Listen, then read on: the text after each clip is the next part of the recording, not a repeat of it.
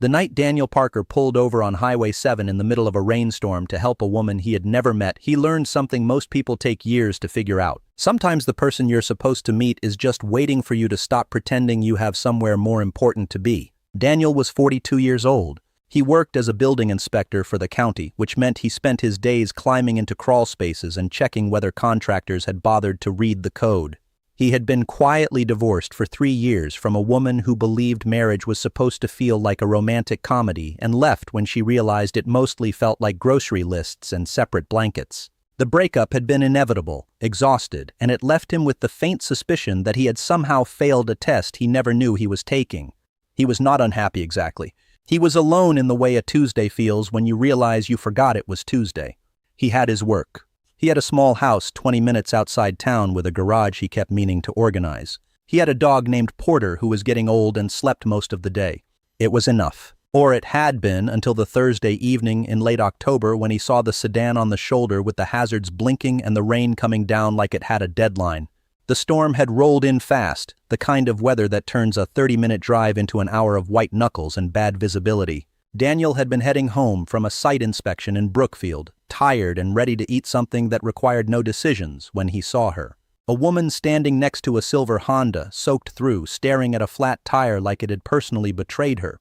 He slowed, pulled onto the shoulder about 20 feet ahead, turned off the engine and sat there for a moment, rain drumming on the roof, trying to decide if stopping was noble or just inconvenient. Then he looked in the rearview mirror and saw her standing there, arms wrapped around herself, and he got out of the truck. The rain hit him immediately, cold and heavy. He jogged back to where she stood, and when she looked up he saw a woman, maybe 37, 38, with dark blonde hair plastered to her face and an expression that was half frustration, half relief. She was wearing a blazer over a white blouse, both of which were now completely soaked, and she had the look of someone who had been holding it together for exactly as long as she could and was now officially done. Daniel said, "You need help?" She said, "Unless you're a tire fairy, yes." He smiled despite the rain. "I'm not a fairy, but I know how to change a tire." She looked at him like she was trying to decide whether he was real or just a very specific hallucination brought on by stress and bad weather. Then she said, "I don't even know where the spare is." Daniel said, "Trunk, probably under the floor panel." He walked to the back of the car and she followed. He popped the trunk, lifted the panel, and found the spare, the jack, and the iron all neatly packed like someone had assumed she'd never actually need them. He pulled them out and carried them to the front tire, which was flat enough that the rim was almost touching pavement. The woman stood a few feet away watching him work. She said, "I'm supposed to know how to do this." Daniel said, "Most people don't." She said, "I took a class once. They made us change a tire in a parking lot. It was sunny, and the instructor kept saying it was easy, and I believed him. Turns out it's different in the rain on the side of a highway when you're late for your sister's birthday dinner and your phone is at 6%. Daniel glanced up. "You want to call her? Let her know you're okay?" She pulled out her phone, looked at the screen, and said, 4% now. I'll text her when I'm moving again. He nodded and kept working, loosening the lug nuts with the iron. The rain hadn't let up. His shirt was stuck to his back and water was dripping off the brim of his baseball cap, but he'd been wet before and he'd be wet again. It wasn't complicated. You just did the next thing until the thing was done. The woman said, "I'm Claire, by the way." He said, "Daniel." She said, "Thank you, Daniel. I don't know what I would have done if you hadn't stopped." He said, "Someone else would have." She said, "3 cars passed me before you, so maybe not." He finished loosening the nuts, positioned the jack, and started lifting the car. Claire crouched down next to him close enough that he could hear her breathing and said, "Can I help?" He said, "You can hold the flashlight." "Mine's in the truck." She pulled out her phone, turned on the flashlight, and angled it toward the tire. The beam shook slightly, and Daniel realized her hands were trembling. Not from fear, from cold. She was soaked, and the temperature had dropped, and she had probably been standing out here for 20 minutes before he showed up. He said, "You should get in your car. Turn the heat on." She said, "I'm fine." He looked at her. "You're shaking." She said, "I'm fine." He let it go, pulled the flat tire off, rolled it aside, and lifted the spare into place. Claire kept the light steady, and neither of them said anything for a few minutes. The only sound was the rain and the occasional car passing, headlights cutting through the dark. When he had the spare on and the lug nuts tightened, he lowered the jack and stood, wiping his hands on his jeans, even though it didn't help. Claire stood too, and for a moment they just looked at each other, two soaked strangers on the side of a highway, and then she said something that Daniel would think about for the next 6 months. She said, "Marry me." Daniel blinked. What? She said, I'm serious. Marry me. You stopped in a rainstorm to help someone you don't know. You didn't complain. You didn't check your phone. You just fixed the tire like it was the most normal thing in the world. I've been on 11 dates in the last year with men who couldn't be bothered to text back, and you just changed my tire in the rain. So marry me. Daniel stared at her. Then he started laughing, and once he started, he couldn't stop. It wasn't cruel laughter. It was the kind that comes when the universe hands you something so unexpected that your brain doesn't know what else to do. Claire watched him, and then she started laughing too, and they stood there in the rain, two people who had known each other for 15 minutes, laughing like they had just gotten the same joke. When they finally stopped, Claire said, I'm serious though. Not about the marriage, but about a drink. If you're free, Daniel said, I'm covered in mud and it's pouring rain. She said, I'm also covered in mud and it's also pouring rain. So we match. He looked at her. She was smiling now, and it was the kind of smile that made the rain feel less cold. He said, there's a diner about 10 minutes up the road. Bleeker's. You know it? She said, I'll follow you. They got in their cars and Daniel pulled back onto the highway, watching her headlights in his mirror. The rain kept coming, but it felt different now. Less like an obstacle and more like scenery. By the time they reached Bleeker's, the worst of the storm had passed, and the diner parking lot was half full with truckers and people who looked like they'd had the same idea about waiting it out. Inside, the air was warm and smelled like coffee and fryer grease. They sat in a booth near the window, and a waitress who looked like she'd been working there since the building opened brought them menus and 2 waters without asking. Claire ordered coffee and a grilled cheese. Daniel ordered the same. When the waitress left, Claire said, So, building inspector. Daniel raised an eyebrow. How'd you know? She pointed at his shirt, which had a county logo on the pocket. Good guess. He said, What about you? She said, I teach high school English, 9th and 10th grade. It's exactly as exhausting as it sounds. He said, You like it? She said, Most days. Some days I wonder if teenagers are a separate species that we just haven't classified yet.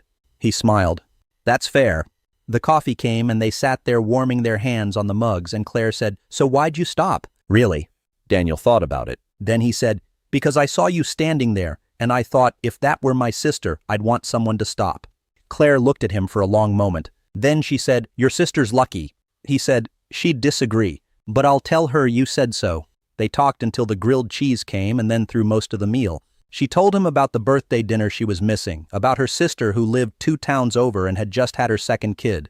He told her about Porter, about the house he was slowly fixing up one project at a time. She asked him if he'd always lived here, and he said yes, except for 4 years in college 2 hours south. She told him she'd moved here 6 years ago for the teaching job and stayed because she liked the quiet. Halfway through the meal, a man in a suit walked in, shaking rain off his jacket. He saw Claire and stopped, and Daniel watched her posture change.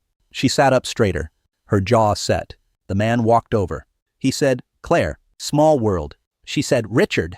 Yeah, small. Richard looked at Daniel, dismissive, then back at Claire. You stood me up tonight. I was waiting at Grayson's. Claire blinked. We didn't have plans. Richard said, I texted you.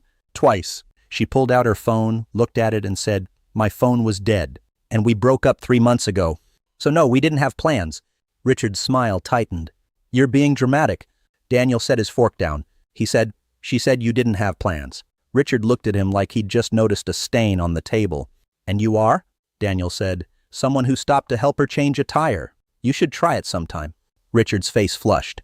He opened his mouth and Claire cut him off. She said, Richard, leave. I'm having dinner with someone who didn't make me feel like I owed him something just for existing. So go. Richard looked between them, his expression cycling through anger and disbelief, and then he turned and walked out without another word. Claire exhaled slowly. She said, Sorry. That was my ex. He has a hard time with the concept of ex. Daniel said, Seems like it. She said, He's not dangerous, just persistent. Daniel said, Persistent is just another word for doesn't listen. She smiled. I like that. I'm going to use that on my students. They finished dinner, and when the check came, Daniel reached for it. Claire said, I can pay. You changed my tire. He said, And you made me laugh in a rainstorm. Call it even. She didn't argue. They walked out into the parking lot, and the rain had stopped completely now, leaving the air cool and clean.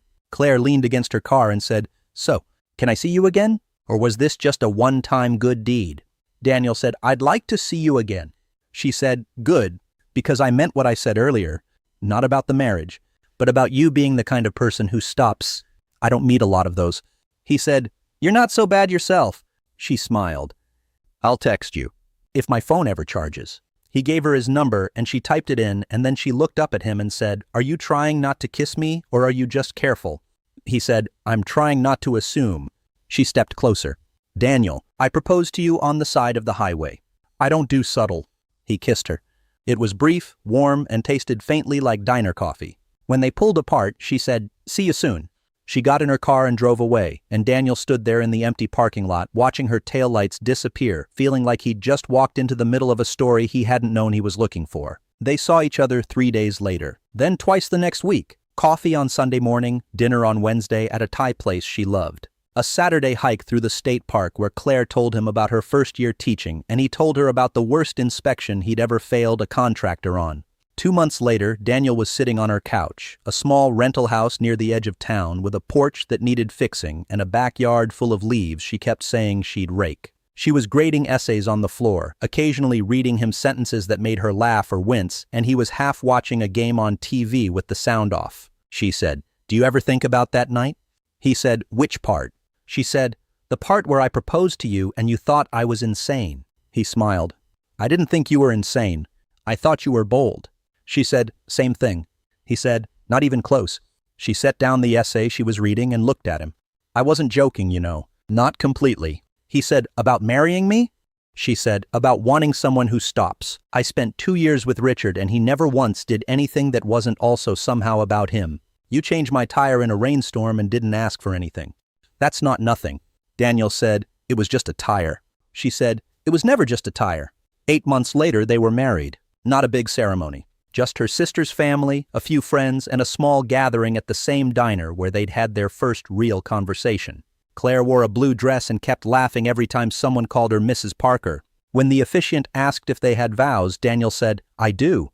And then he looked at Claire and said, "You proposed to me on the side of a highway in the rain and I thought you were crazy. Turns out you were just sure. I'm sure now, too." Claire said, "I love you, and I'm keeping the proposal story forever." He kissed her, and everyone clapped, and later when they were sitting in the booth where they'd had grilled cheese and coffee, Claire said, "Do you think we would have met if you hadn't stopped?" Daniel said, "No, but I did. So we don't have to wonder."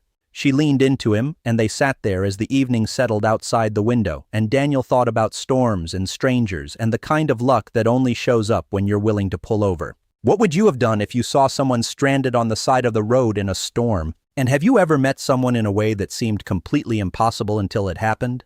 Tell me your story in the comments. If you like this one, leave a like, subscribe, and I'll see you in the next video.